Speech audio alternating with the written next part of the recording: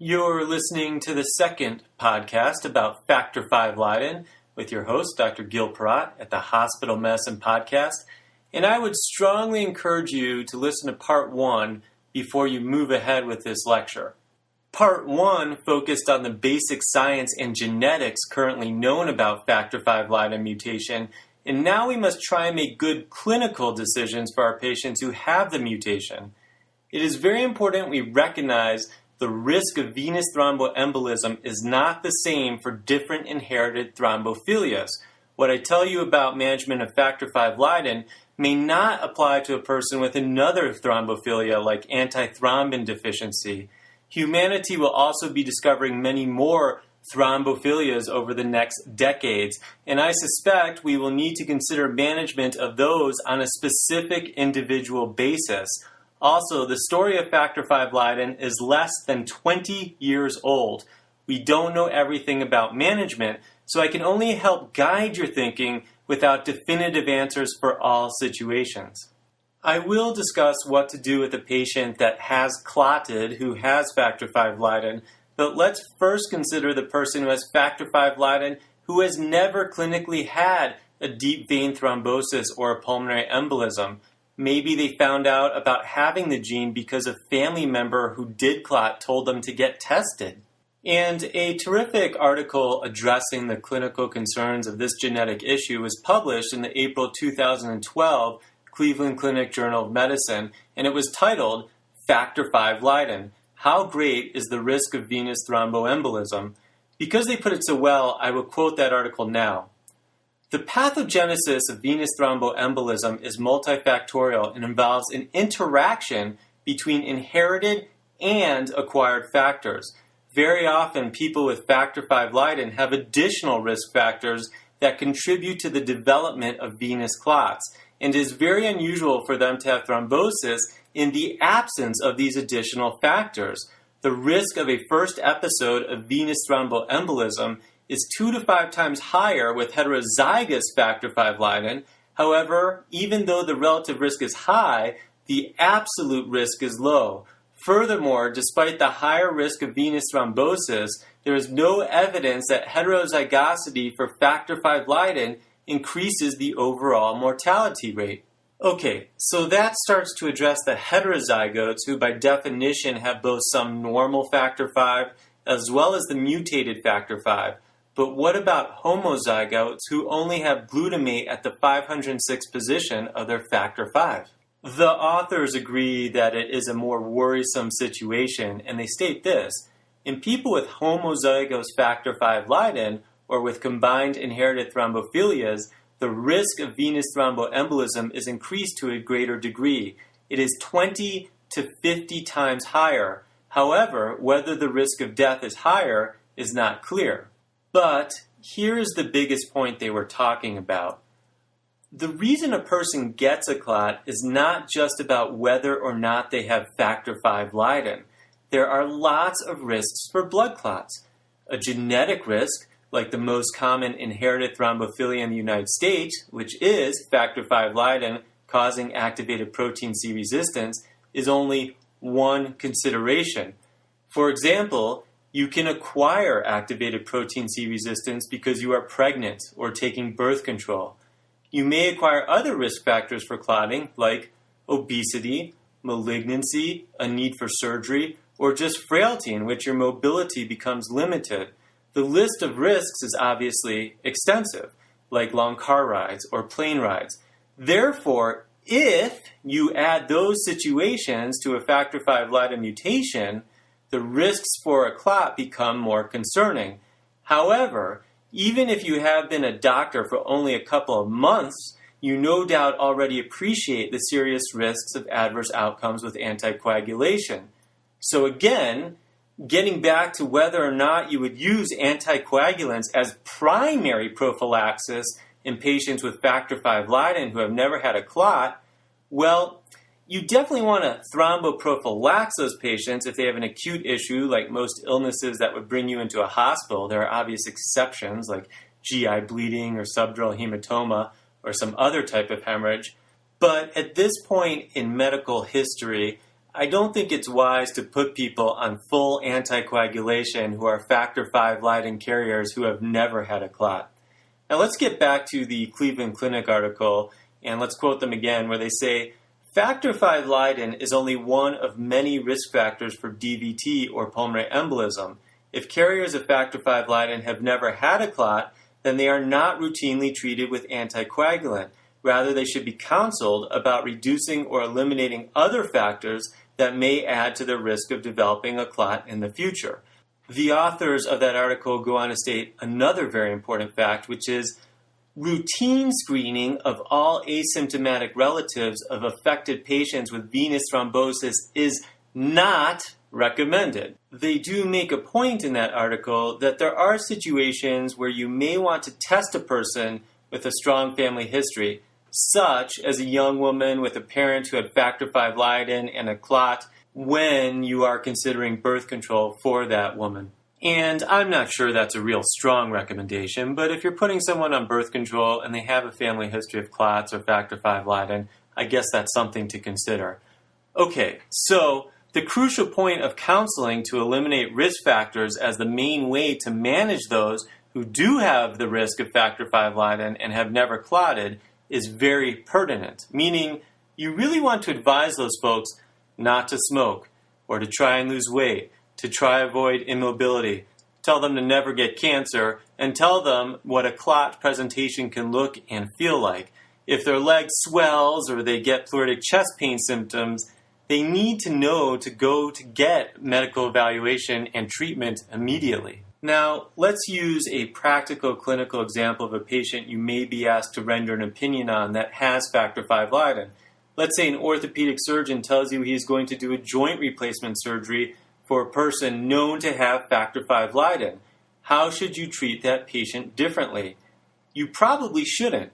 Your routine evidence-based antithrombotic prophylaxis shouldn't necessarily change for heterozygotes who have factor V Leiden.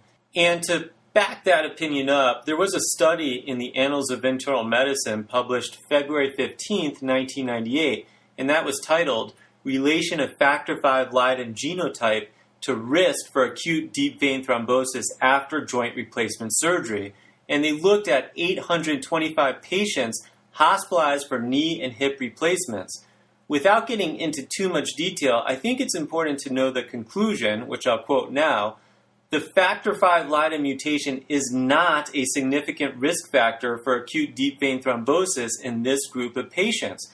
Current data do not justify routine preoperative screening for this mutation or intensified perioperative prophylaxis in patients with factor V Leiden mutation who are undergoing hip or knee joint replacement surgery and are receiving effective antithrombotic prophylaxis. Okay. So now we need to address the more common scenario we often see, the patient who actually had a deep vein thrombosis or pulmonary embolism that tests positive for factor V Leiden. And by the way, 16% of those who do have a venous thromboembolism will have factor V Leiden. How long do we anticoagulate that person? Well, that of course depends, and each case will be different. Clinical judgment counts for a lot, and I will share some opinions out there that I think are wise, starting with the discussion section of a February 6, 1997 New England Journal of Medicine study that was actually the study showing that roughly 16% of patients with DVT have factor V Leiden. And the author said at that time, although recurrent venous thromboembolism is more frequent in patients with factor V Leiden, such a statistic does not automatically imply that anticoagulant treatment should be prolonged in all these patients. Now let's skip 2 years ahead to a September 9th, 1999 New England Journal of Medicine study showing the risk of recurrent deep vein thrombosis is similar among carriers of factor V Leiden and patients without this mutation. And the authors further go on to say, from a practical point of view, our findings suggest that heterozygous carriers of factor V Leiden with no additional thrombophilic traits should not receive lifelong anticoagulation after a first episode of deep vein thrombosis, and that they should be treated like patients with no known mutations. By the way, It's important to say that the risk of a recurrent DVT is fairly high at 30%, but whether or not you have factor V Leiden didn't matter, indicating we don't need to treat that population tremendously differently. But what was tremendously different is the risk of recurrent DVT if you carry factor V Leiden and also happen to have the prothrombin 20210 mutation, also known as the factor II mutation, which is not a good combination to have.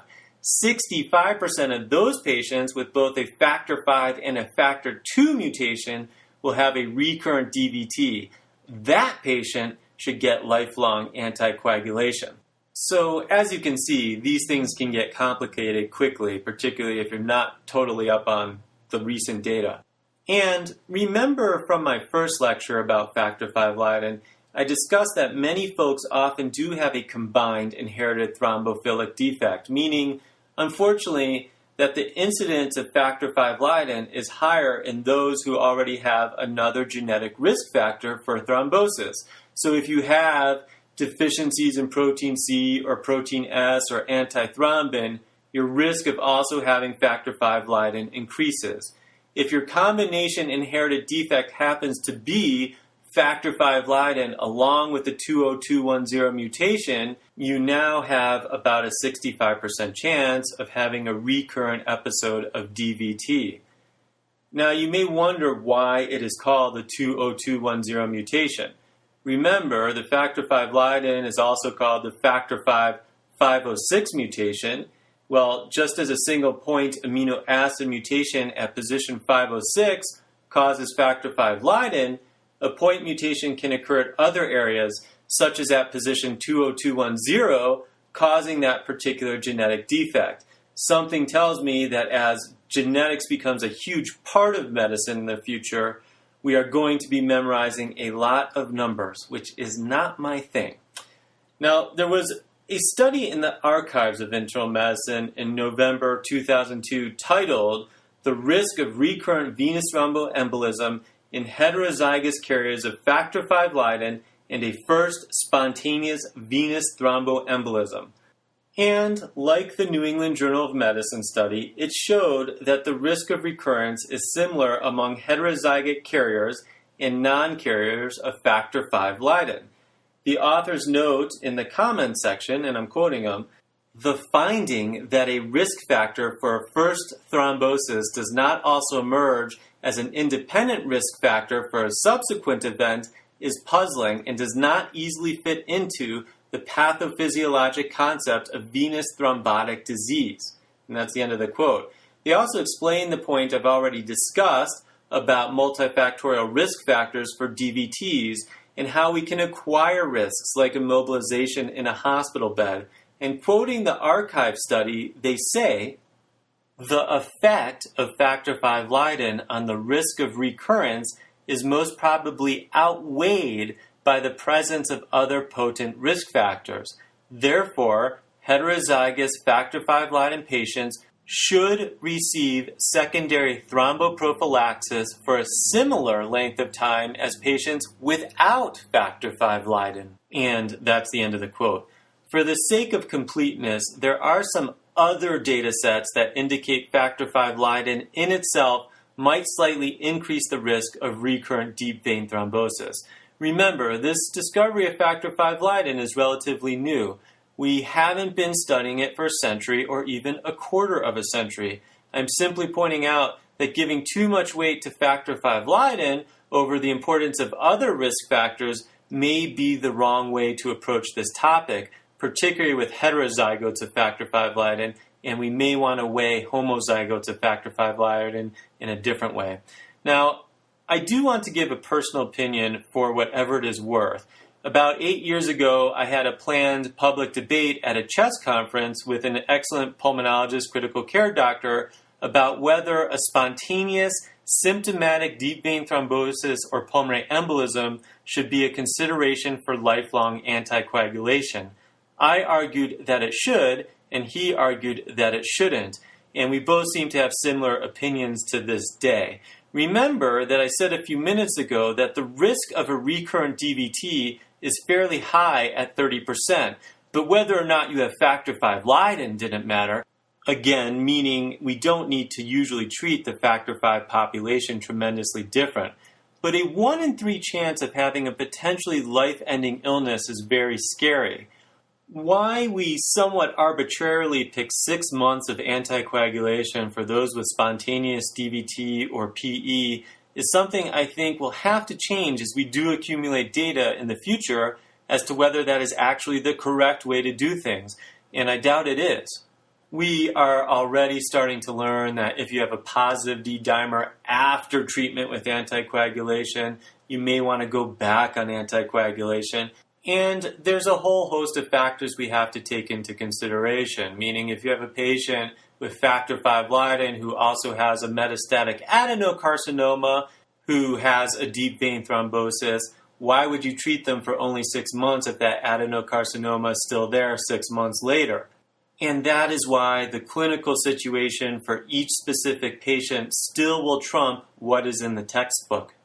And as different anticoagulants come out with different risk profiles and different conveniences or lack of conveniences, that also is going to have to be taken into consideration. With each advance, it seems to only get more complicated, but at least you know some of the advances in our thinking about factor V Leiden. You've been listening to the Hospital Medicine Podcast. Have a wonderful day.